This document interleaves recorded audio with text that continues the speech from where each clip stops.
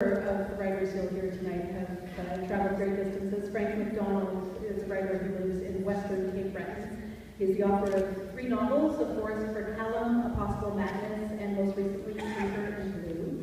He's written a children's novella, TR's Adventure at Angus the Wheelers, and he believes that without the support of a Nova Scotia publisher, these well-received works of fiction, all written and set in Nova Scotia, would not have been published. Please welcome Frank Macdonald.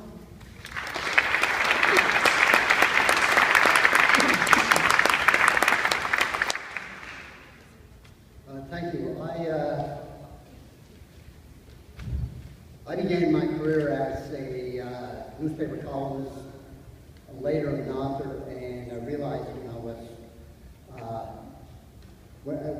was reviewing this that it's more an opinionated column than a personal story. But if you'll bear with me, we'll start from the beginning. The role of the provincial government in fostering the arts in Nova Scotia is a responsibility every bit as profound as any measure it takes to ensure the social and economic security of Nova Scotians. From a historical perspective, it can be argued that support for the arts is its most enduring role.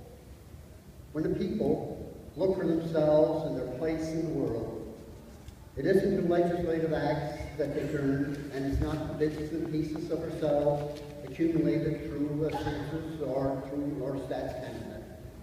Where Nova Scotians are most likely to find themselves is in the works of artists who have been creating visions of who we are, and we are finding it in the paintings of our finest artists, in the stage portrayals of our best playwrights and actors, and in the poetry, fiction, and essays of our finest writers.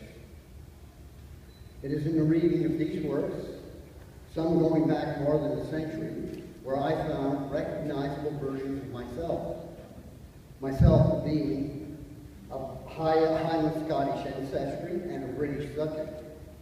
It was easy to get the impression that we were all alone in Nova Scotia, or at least the only Nova Scotians who mattered. Only in recent decades have we begun to read publications by writers from across the province's cultural spectrum. Only recently have we begun to accumulate a library that is as diverse as ourselves. This is an awareness made possible through reading the works of writers and poets brought to our attention by Nova Scotia publishers. Through these publishers, an ever-enlarging spotlight is being shined on writers and poets whose voices will live for generations on library and household bookshelves, where the future generations of Nova Scotians, in a search of a sense of themselves, will be able to look.